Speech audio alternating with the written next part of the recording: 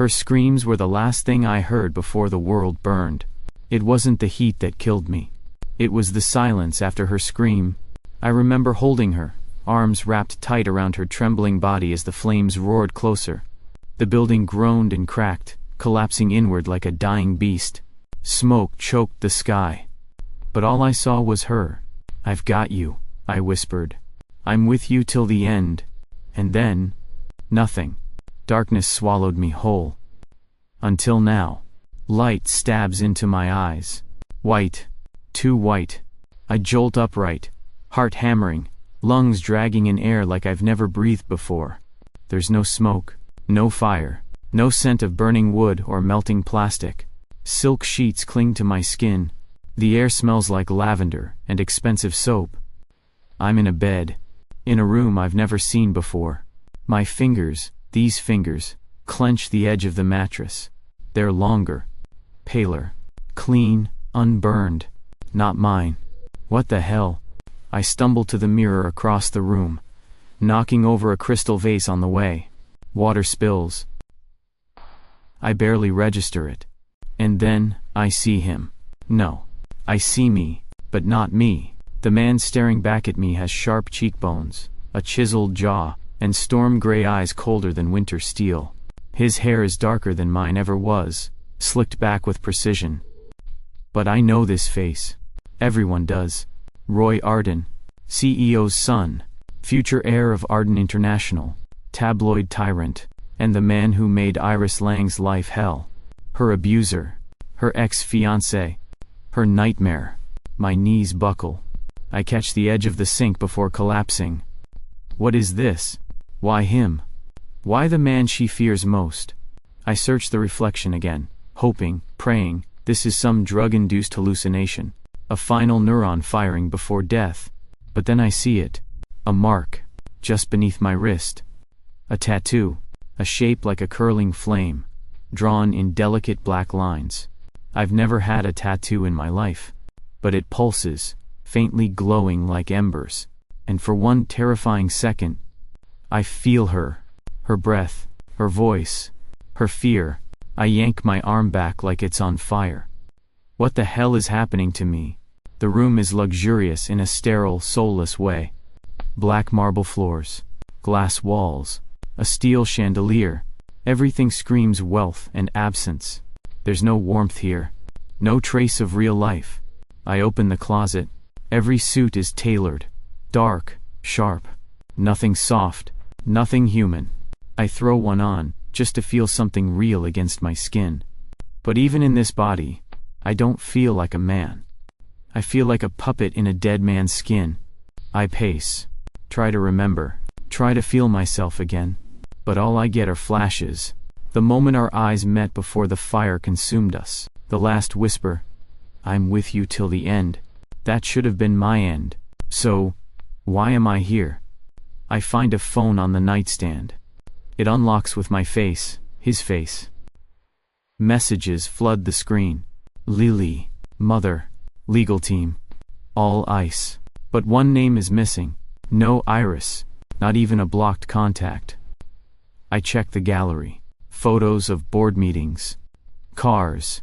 Art collections. Women in designer dresses clinging to Roy's arm like jewelry. Not her. My chest tightens. Iris is out there. And she thinks I'm him. She probably flinches at the thought of his name.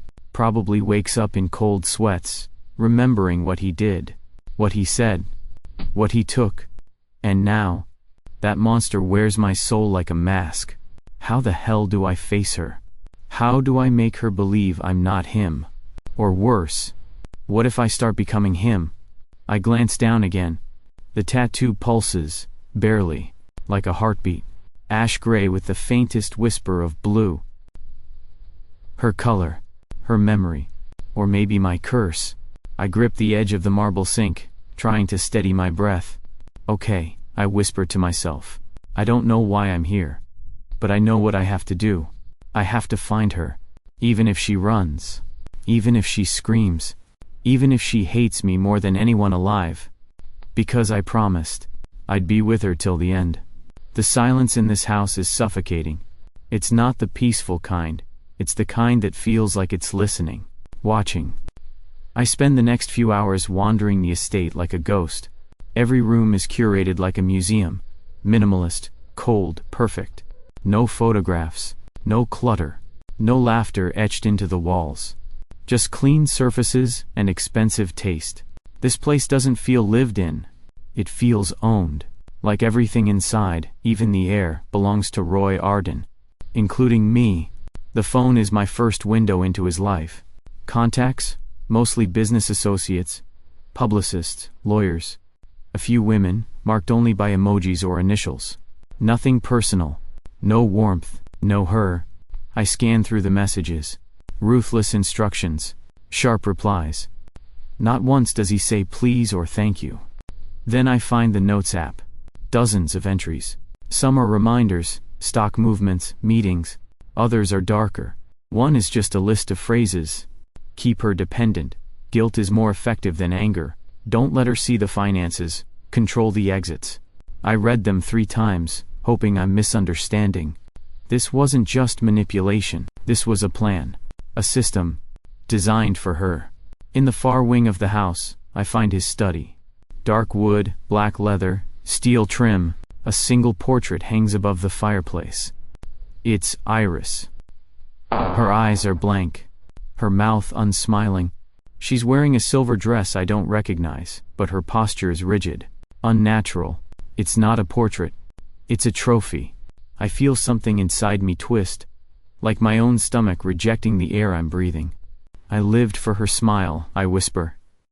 And he lived for her fear. The door clicks behind me. I turn.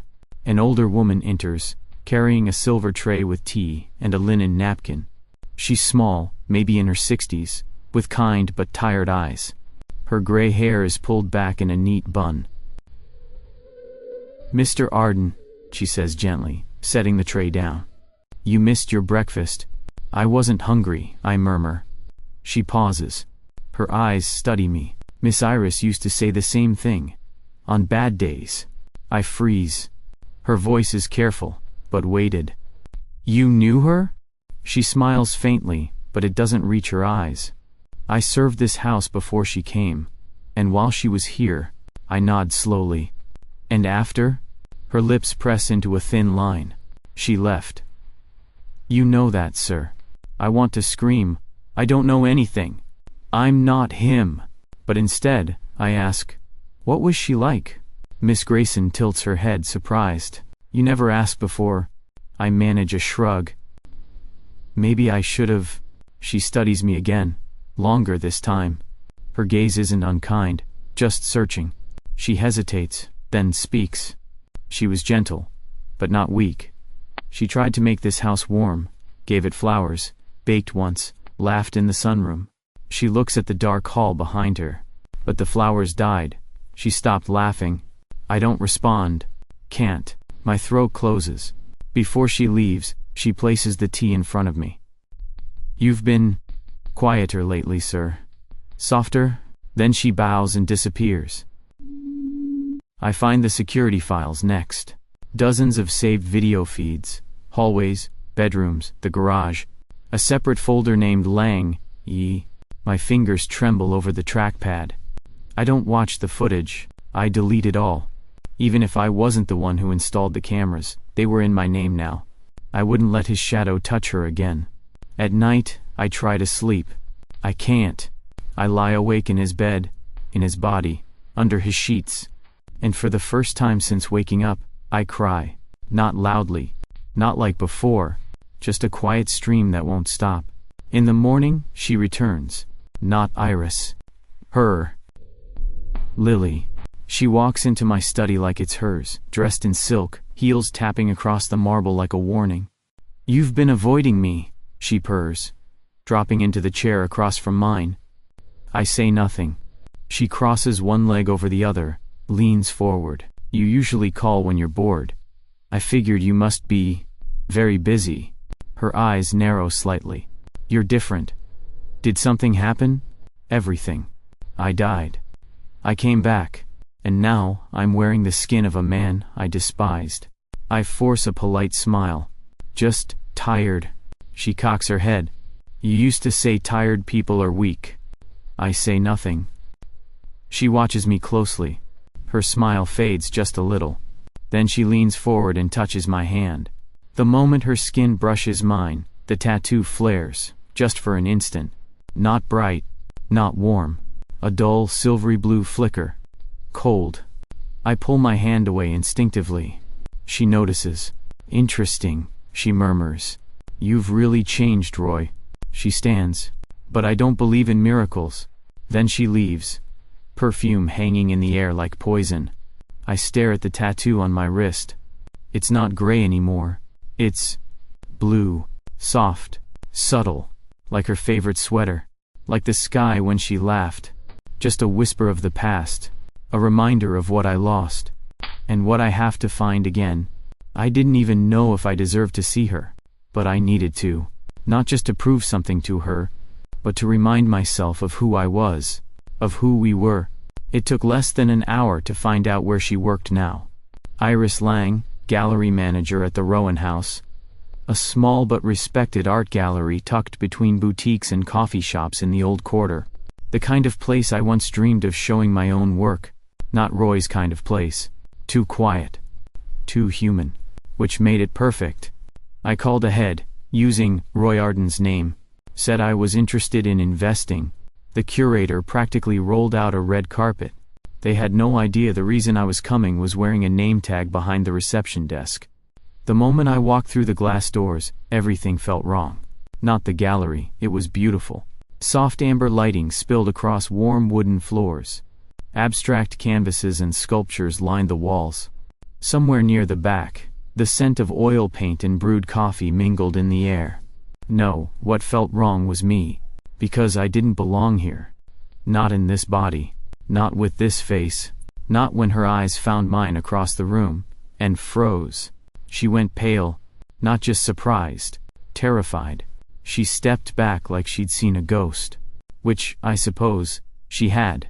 But not the one she thought. Iris, I said, my voice catching. Softer. Not the way he said her name. I couldn't. Her fingers curled around the edge of the desk. What do you want? Her voice was low, sharp, defensive. I felt the heat rise in my chest, the burn of guilt. I'm here about the gallery, I said carefully. Your curator. I know what you said, she snapped, cutting me off. Her hands were trembling. She thought I was playing a game. Maybe I was. But it wasn't his game. I'm not here to hurt you, I added. Quieter. That made her flinch. She laughed once, short, bitter. You think that helps? God, her voice. I'd memorized it. Dreamed of it. Died for it. And now it trembled with fear I'd never wanted her to feel. I took a careful step closer. I just wanted to see you, I said. Just see you. She blinked. It was the softness, I think. The hesitation in my voice. That wasn't Roy's way. Her brows drew together. Confusion creeping in. Why are you talking like that? I didn't answer. Couldn't. The truth wouldn't fix anything. So I stood still. Let her study me. Let her try to make sense of what couldn't be explained. Iris, I said again. I swear, I won't touch you. I'm not. But in that moment someone brushed past me, another visitor, and I lost my footing for a second. My hand reached out, instinctively catching the edge of the desk, and grazed her fingers. It was the light that startled us both. Not from the lamps. From my skin. The tattoo on my wrist flared, bright gold. Not harsh. Not hot. Warm, like memory. Like sunlight through trees. Her eyes widened. Her lips parted. She stared at my hand like it was something alien. Or familiar. Then she yanked hers back, clutching it to her chest. What? She gasped, voice cracking. What did you just do? I didn't mean to, I said quickly. It just happened. Her breathing was sharp now. Panic. But she didn't scream. She didn't run. She stared at me, confused, afraid, but also searching. Her eyes flicked over my face, my posture, my voice. She was looking for something. For someone. And maybe, just maybe, She saw a flicker. I stepped back, giving her space. My heart pounded so loudly I was sure she could hear it. "I'll go," I said softly. "I just wanted to see you. That's all." She didn't stop me, didn't say a word as I turned and walked out. But just before the glass doors swung shut behind me, I looked back. She was still there, hand curled over her chest, eyes locked on mine, not in hatred, not yet in hope, but in doubt, and that, for now, was enough. The fire in the hearth was too perfect. Not wild, not alive, just a steady, elegant flicker, framed by carved marble and surrounded by furniture that looked expensive but never touched. This wasn't a room for living. It was a room for staging, a display of power. She entered without knocking, of course. "Roy," she said, her heels tapping against the polished floor like a metronome. "You've been avoiding my calls." "Marianne Arden." She didn't glide, she advanced, all bone and tailored silk, her silver hair pinned tight, her lipstick as precise as a threat. Her presence filled the room with cold, clean menace. I stood near the window, facing the garden. Not a leaf out of place. Every rose trimmed into shape. "I've been busy," I replied, keeping my voice neutral. She arched a brow as she lowered herself into the leather armchair across from the fire. "Busy doing what? Sulking? Wandering off to galleries like a bored child?" My jaw tightened. She knew about Iris. Of course she did. "Let me be clear," she said, folding one leg over the other with perfect poise. "That girl is not your concern anymore." I turned toward her slowly. "She was never just a girl," I said. She narrowed her eyes.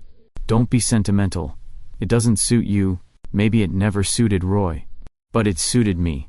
You broke the engagement," she continued. "You humiliated the Langs.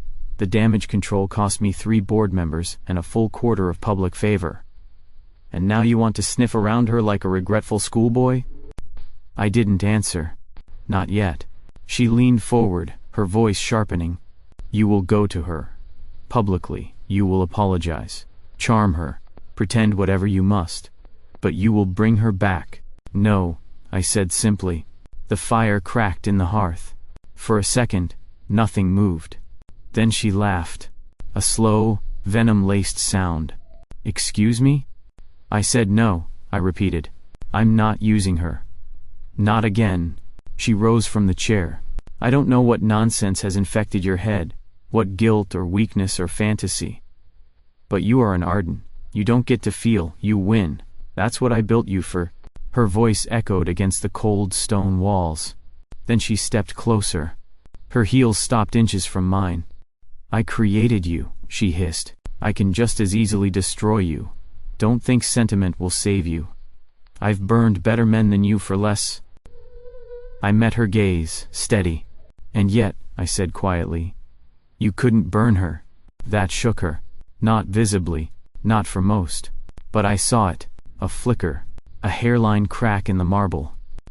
"You think this is a game of heart and poetry?" She snapped. "You've never understood what this world costs." "No," I said. "But I know what she cost me." I moved past her, toward the door. "Roy," she called behind me, her voice low and final. "If you walk out that door on your own terms, don't expect to walk back in." I stopped, hand on the handle. "That's fine," I said. And I meant it. Because whatever this place was, this house, this name, this family, it wasn't mine, not really. As I stepped into the hallway, the weight of her threat still pressing on my back, I knew one thing with bone-deep certainty. I was done being her puppet. She built Roy Arden to conquer boardrooms, to break people, to serve her ambition. But I wasn't him. Not anymore. And if she wanted a war, she'd chosen the wrong ghost to haunt her empire. The office looked like something out of a high-budget dystopian movie. Glass walls, steel furniture, chrome accents. Floor-to-ceiling windows revealed the skyline, sharp, cold lights piercing the night like needles. Far below, the city pulsed with life. But up here, sterile silence. And her. Lily slipped in without knocking, her heels silent on the polished floors.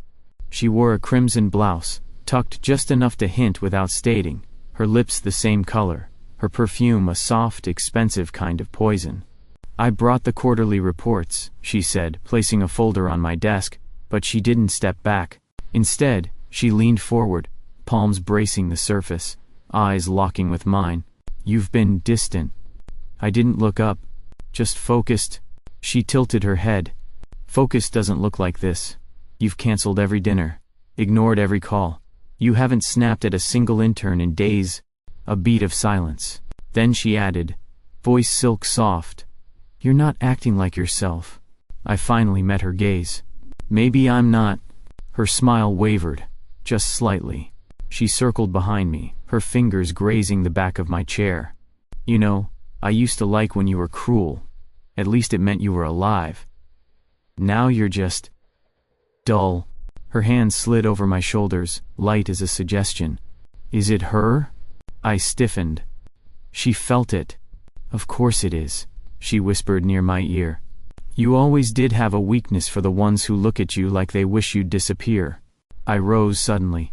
Not harshly, just enough. Her hands fell away. "I don't want to play games, Lily."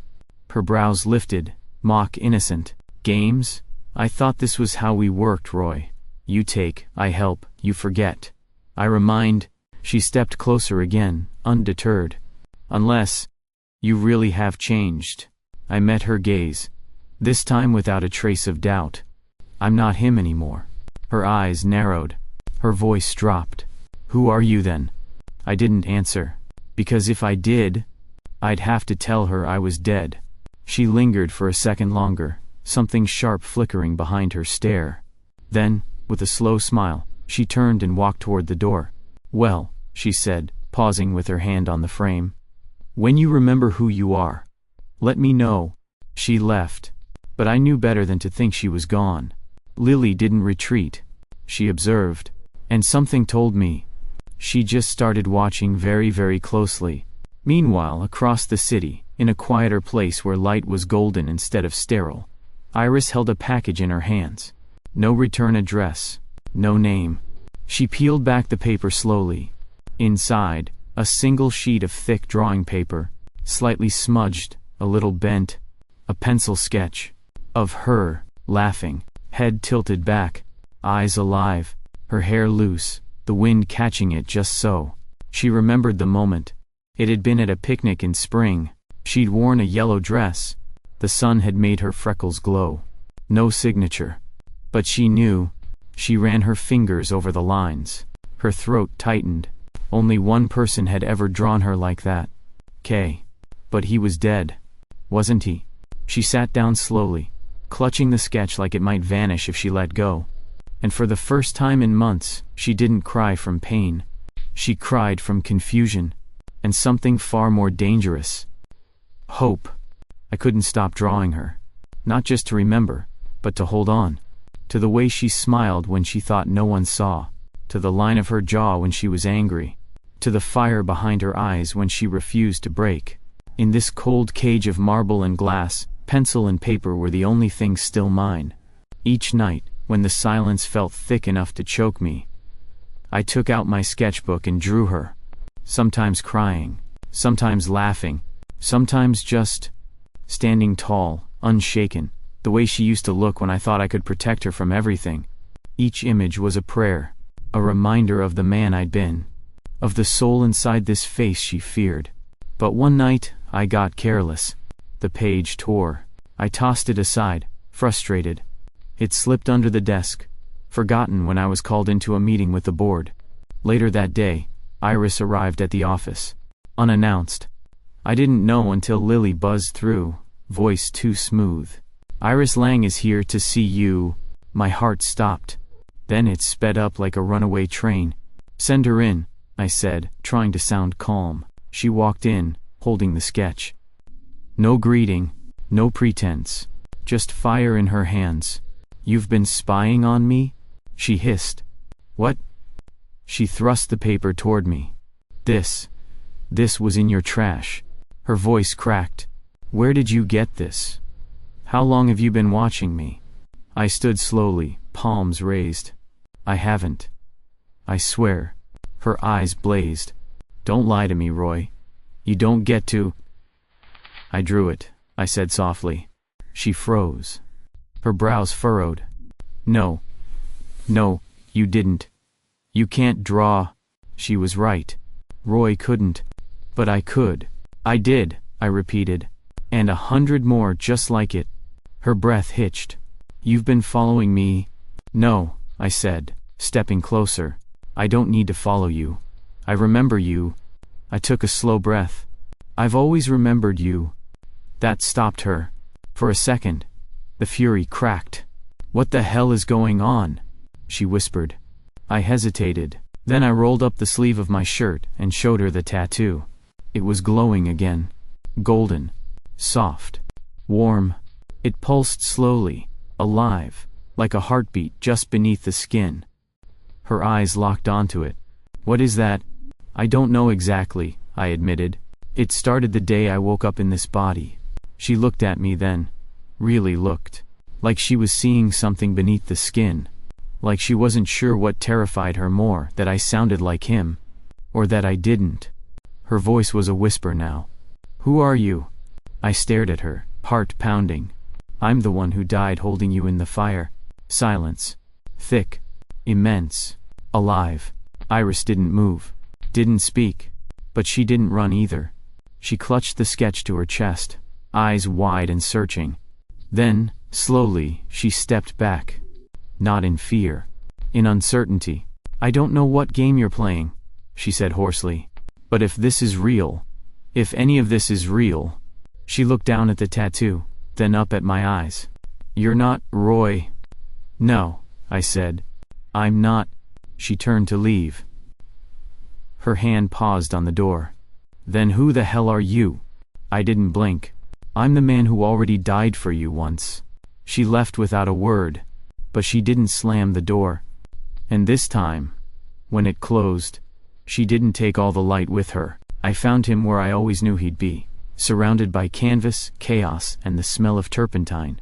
The little studio in Midtown hadn't changed.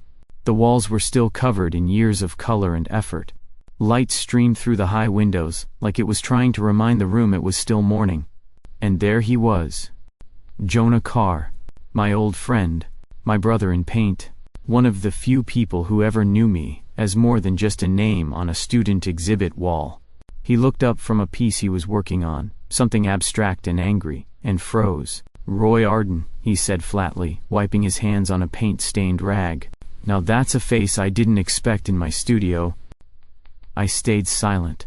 His eyes narrowed. What? Come to buy me out? Collect a struggling artist for your soulless collection? Still silent. Then he looked harder. He blinked, took a step forward. Kay? I exhaled. His mouth parted like he couldn't believe the word had come out of his own mouth. You're dead, he said. I was. He grabbed a stool and sat down hard, staring like I was made of smoke. No, this can't be. This is. You sound like him. And the way you just. Your hands. You just stood like. I held up a sketchbook. Flipped it open. Portraits. Dozens of them. All of Iris. Some from memory. Some from life. He looked down. Then up. Roy Arden can't even draw a stick figure. I know. I rolled up my sleeve and showed him the tattoo.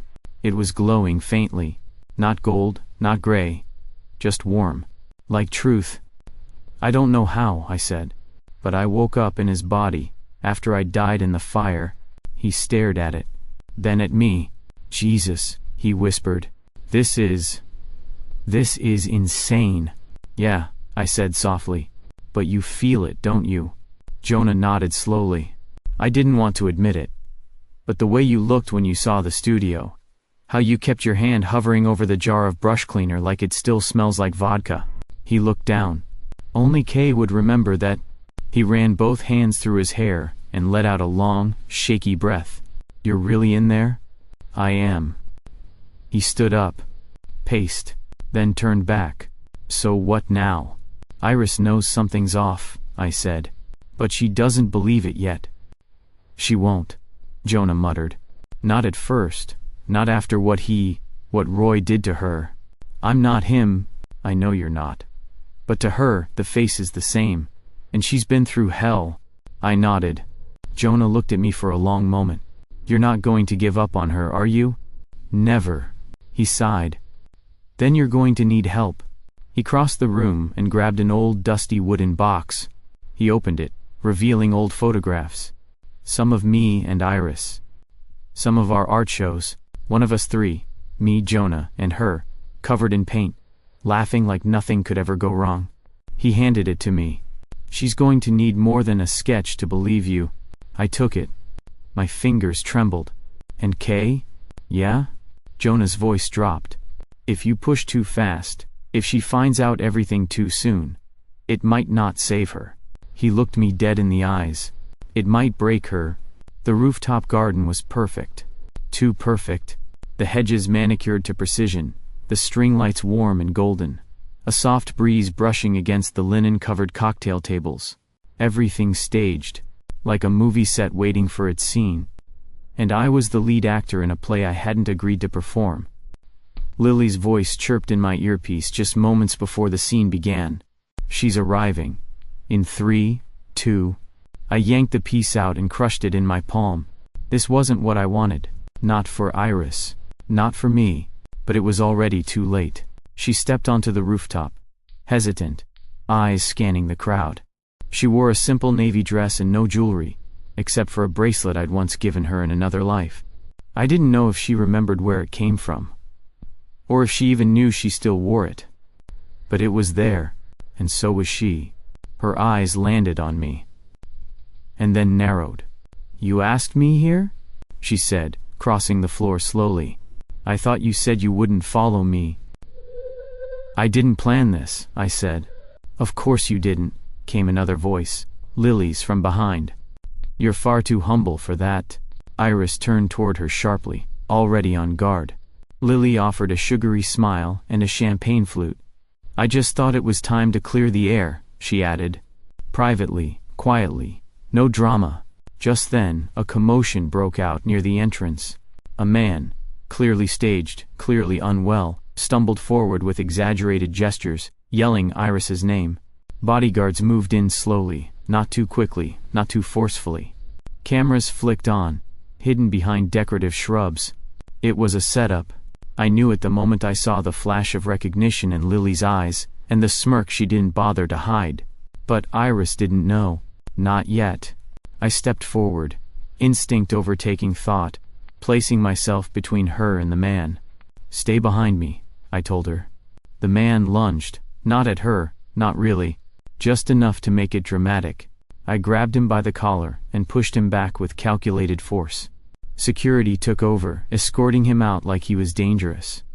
Applause scattered from the crowd. And then, silence. I turned to Iris, but her face wasn't thankful. It was cold. You set that up, she said. No. Don't lie to me. People turned. I barely noticed. I didn't know, I said. I swear, that was Lily. Her eyes shimmered with tears. And what? You were just going to stand there and look like the hero? Let the cameras catch the moment? Make me the helpless girl you get to save again? Iris. You promised you wouldn't touch me, she said, stepping back. You said you didn't want to hurt me again. And yet, here we are. Again. You using me for something. I don't even know what. I'm not using you. Then, what are you doing? My voice cracked. I'm trying to protect you. From what? She shouted. Yourself? And then I snapped. I'm not him. The words echoed across the rooftop. Everyone froze. She stared at me. So did Lily. The entire illusion shattered. My breath was ragged. The moment stretched too long. I felt my heart drop as I saw her take a step back. What did you say? She whispered. I didn't answer. Couldn't. The truth sat between us now. Sharp and impossible. Iris's lip trembled.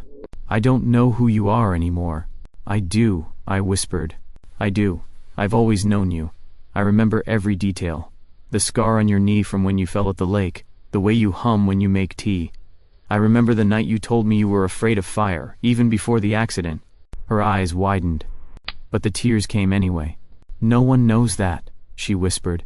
"No one but—" She didn't finish the sentence. She turned away. And this time, she did run. I stood there long after the rooftop emptied. Lily vanished without a word. The security guards packed up the stage like it was never real.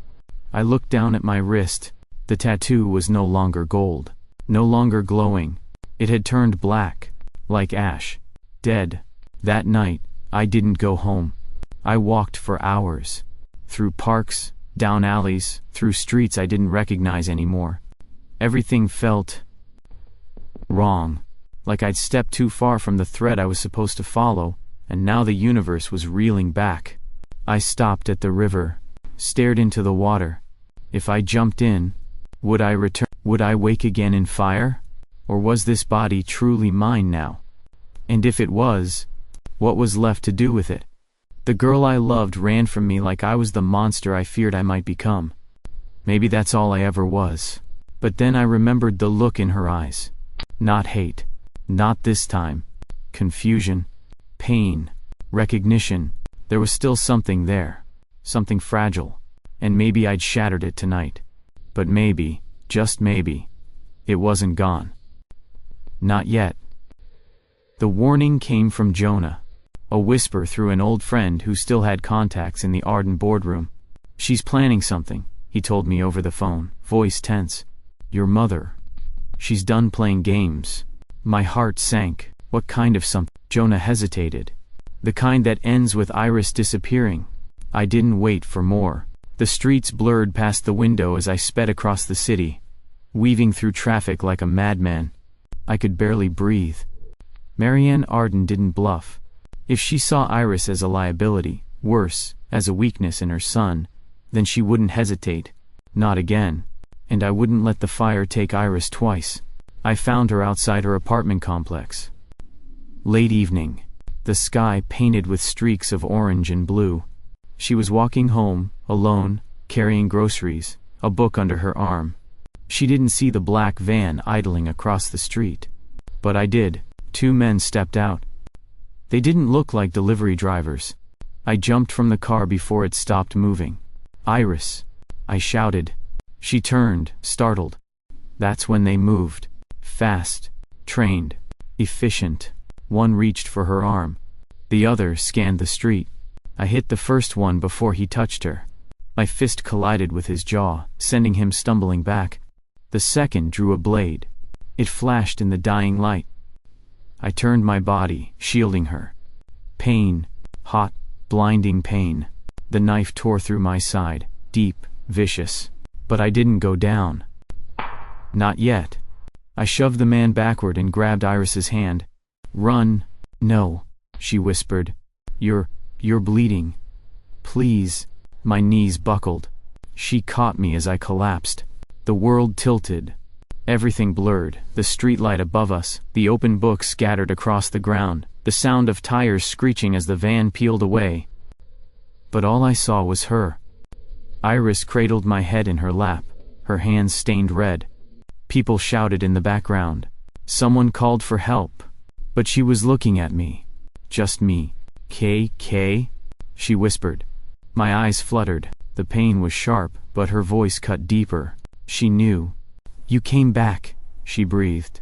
Tears slid down her cheeks, one after another. They landed on my face, warm against the cold creeping into my skin. I tried to smile. "I told you.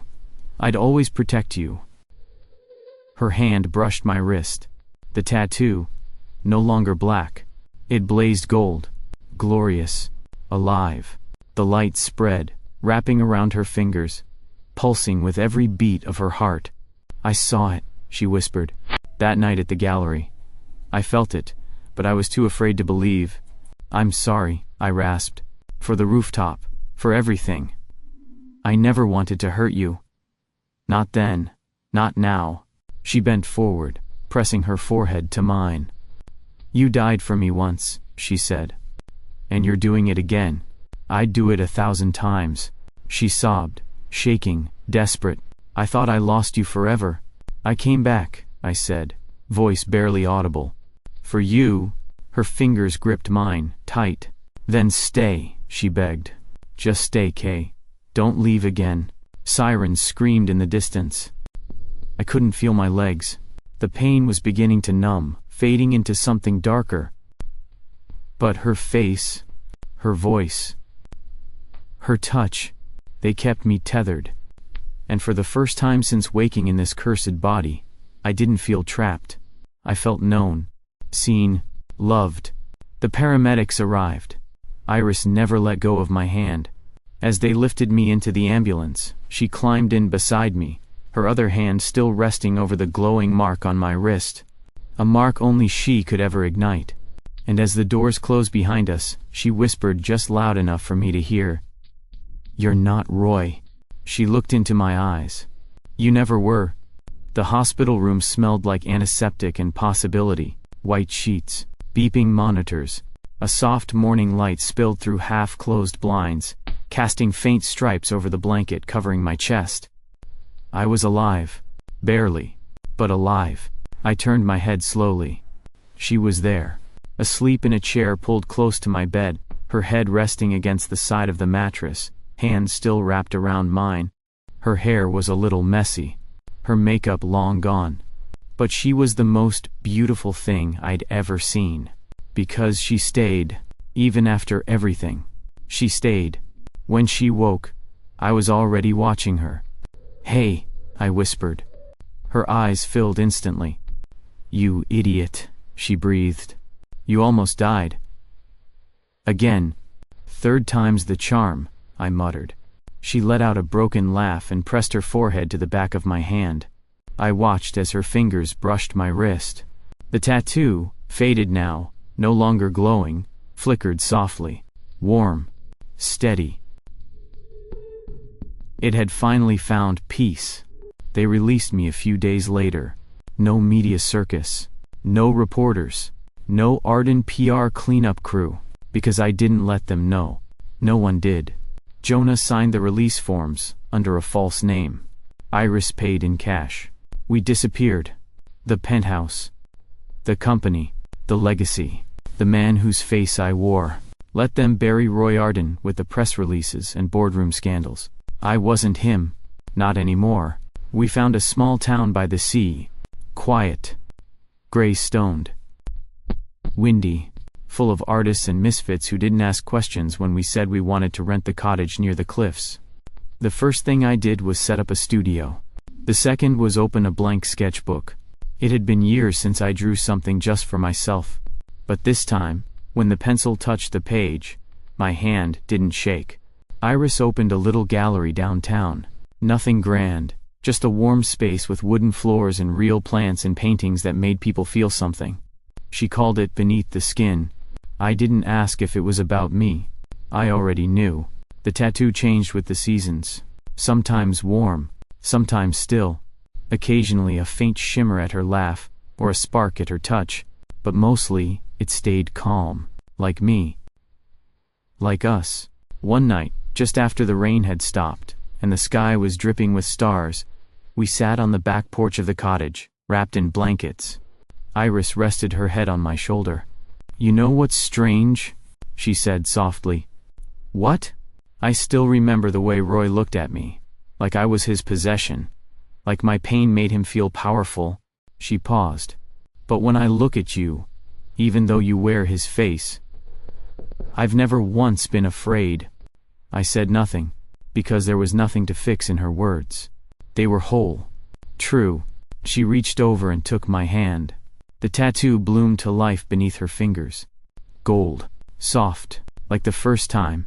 She watched it glow. And then she looked at me. "You never stopped being you," she whispered. "Even when the world tried to make you someone else." I turned my hand and laced our fingers together. I only ever knew how to be me. "With you." She smiled. Leaned in, kissed me. No fire this time. No fear. Just warmth. And light. People ask if souls recognize each other. I don't know the answer. But I know this. Love doesn't ask about shape. Or skin. Or history. It remembers the way you touched someone when the world was ending. And how you found them again. When it began anew,